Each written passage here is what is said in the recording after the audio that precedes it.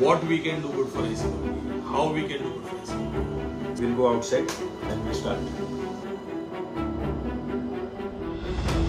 6 दिन पहले की बात है जब भूमि विवाद को लेकर महाराष्ट्र के उल्हासनगर में बीजेपी विधायक गणेश गायकवाड़ ने शिवसेना नेता महेश गायकवाड़ को गोली मार दी थी। अभी उस खूनी खेल की आंच ठंडी भी नहीं हुई थी कि मुंबई के दसीहर इलाके में एक और मर्डर हो गया। गुरुवार की देर शाम शिवसेना उद्धव ठाकरे गुट के नेता अभिषेक घोसालकर जब अपने एक जानकार के बुलाने पर उसके कार्यालय गए और फेसबुक लाइव कर रहे थे, तभी उन पर फायरिंग की गई। इस मामले में अभिषेक को 3 गोलियां लगी थी। इलाज के दौरान अस्पताल में उनकी मौत हो गई। वहीं हमलावर ने खुद को भी गोली मार ली। मुंबई में फेसबुक लाइव के दौरान हुए इस हमले ने हर किसी को दहशत में ला दिया है। क्या आम और क्या खास, लगता है आज कोई भी महाराष्ट्र और इसकी राजधानी मुंबई में सुरक्षित नहीं है। शिंदे सरकार पर लापरवाही के आरोप लगाए जाने लगे हैं। अब आपको पूरा घटनाक्रम समझाते हैं।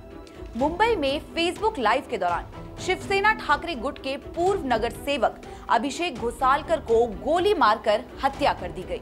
मॉरिस नोरोन्हा नाम के शख्स ने अभिषेक घोसालकर को एक स्थानीय सार्वजनिक कार्यक्रम के लिए आमंत्रित किया था। दोनों ने बोरीवली पश्चिम में आईसी कॉलोनी में मॉरिस के दफ्तर में बैठकर 40 मिनट तक फेसबुक लाइव पर बातचीत की।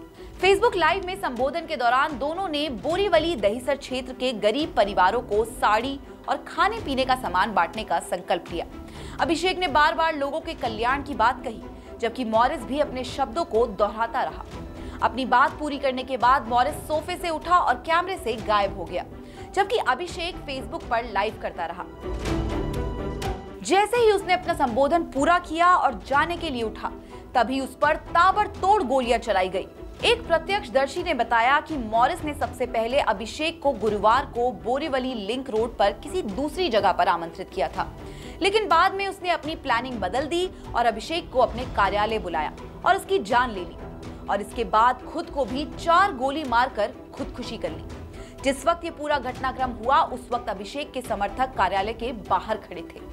वहीं बाहर खड़े उसके एक समर्थक ने बताया कि कैसे मॉरिस ने अपने हाथों से अभिषेक घोसालकर की हत्या कर दी। तब मुझे कुछ झटका लगा कि कुछ अलग हो रहा है। फिर मैंने गया वहाँ पे, दरवाजा खोल के अभिषेक सर के पास कि सर अभिषेक भाई चलिए, लोग अपने ऑफिस में बैठे हैं। तो अभिषेक सर और मॉरिस छूट गया, बोला 5-10 मिनट को आ रहे। तो मैं बोला ठीक है चलो, इन्होंने बोला तो मैं बाहर आ गया। उसके ऑल कंपाउंड से बाहर आने के बाद रोड पे खड़ा था। जैसे ही खड़ा था तो लाइट गई और लाइट 5 या 7 मिनट में फिर लाइट आ गई। और लाइट आने के बाद में ही जैसे मैं रोड क्रॉस करके उस तरफ खड़ा हुआ और जोर से फायरिंग की आवाज आई। जब फायरिंग की आवाज आई तो मैं भागा, तो उनके ऑफिस के सामने एक ये सेल्फी बनाया तो दिखा नहीं। तो मैं साइड वाले से देखने गया तो अभिषेक सर दरवाजे से कांच का जब फायरिंग हुई, ब्लास्ट हो गया और अभिषेक बाहर आके होटले भी गिरे और मैं मॉरिस के हाथ में फिर रिवॉल्वर देखा और रिवॉल्वर आवाज किया। जब अभिषेक सर गिरे तो भी वो रिवॉल्वर ऐसे पकड़ा हुआ था हाथों में, तानिश मॉरिस नरोन्हा जी। बस इतने में फिर मैं घबर गया तो मैंने लोगों को चिल्लाया और अपने कार्यकर्ता को सबको लोगों को बुलाया किस तरह से यहाँ पे घटना हो गई, जल्दी सब जन आ जाओ। तो हम लोगों ने फिर आए और मैं था, चेतन भाई और कुछ हमारे कार्यकर्ता तुरंत रिक्शा बुलाए और इनको अपने अभिषेक सर को उठाया किसी तरह से और हम लोग हॉस्पिटल लेके गए।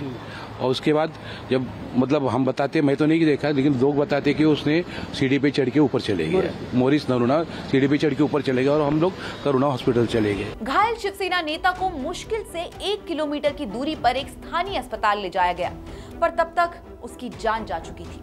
अब पुलिस पूरे मामले की छानबीन में जुट गई है। मौके से मिली प्राथमिक जानकारी के मुताबिक इस हमले में अभिषेक को 3 गोलियां लगी। उस पर हमला करने वाले शख्स का नाम मॉरिस भाई बताया गया है। वहीं इस मामले पर अब मुंबई में सुरक्षा व्यवस्था पर भी सवाल खड़े होने लगे हैं। शिवसेना उद्धव गुट के फायर ब्रांड नेता संजय राउत ने महाराष्ट्र सरकार को घेरा और पीएम मोदी, अमित शाह को इसके लिए जिम्मेदार बताया। कल हमारे पार्षद शिवसेना के मेरे साथी विनोद घोसालकर, जो बहुत ही निष्ठावंत शिवसैनिक रहे, पार्टी के उपनेता है, उनका बेटा वो भी पार्षद रहा है, अभिषेक घोसालकर को जिस प्रकार से उनकी हत्या हुई मुंबई में, ये बहुत ही गंभीर बात है। पूरे महाराष्ट्र में गुंडाराज चल रहा है, माफिया राज चल रहा है। और शिंदे सरकार के आशीर्वाद से माफिया राज चल रहा है। दर दिन मुख्यमंत्री के निवास स्थान पर 10 या 15 ये माफिया गैंग्स के लोग आते हैं, बैठते हैं और चाय पे चर्चा करते हैं। गुंडों के साथ चाय पे चर्चा चल रही है सरकार की। देवेंद्र फडणवीस गृहमंत्री है, कहाँ है? अदृश्य है, हाँ, लापता है। चाय पे चर्चा विदर्भ में कर रहे, यहाँ खून हत्या हो रही है, हमारा आदमी मारा गया। हम चुप नहीं बैठेंगे। मैं आपको बताता, हम चुप नहीं बैठेंगे। जो करना है वो कर लो, हम चुप नहीं बैठेंगे। हाँ, अब कहाँ है आपकी ईडी, सीबीआई? इतना सब कुछ हो रहा है मुंबई में, महाराष्ट्र में। हाँ, जिस तरह से गुंडाराज चलाया जा रहा है उसके लिए नरेंद्र मोदी और अमित शाह जिम्मेदार है। देश के प्रधानमंत्री ने, गृह मंत्री ने ये गैर कानूनी सरकार महाराष्ट्र पर माथे पर जो बिठाया है ना, ये उनकी जिम्मेदारी है। उनकी वजह से महाराष्ट्र में गुंडाराज चल रहा है और इस गुंडाराज को दिल्ली सरकार का आशीर्वाद है। हाँ, कोई नई सुपारी होगी और कोई हत्या बित्ता करना है शिवसेना के हमारे लोगों की, कुछ हो सकता है। ये कौन सी लॉ एंड ऑर्डर की बात करते हैं? हाँ, बस चुनाव, राज्यसभा चुनाव, ये चुनाव, वो चुनाव। हाँ, चुनाव में ही चुनाव लगाते ये लोग घूम रहे हैं ना।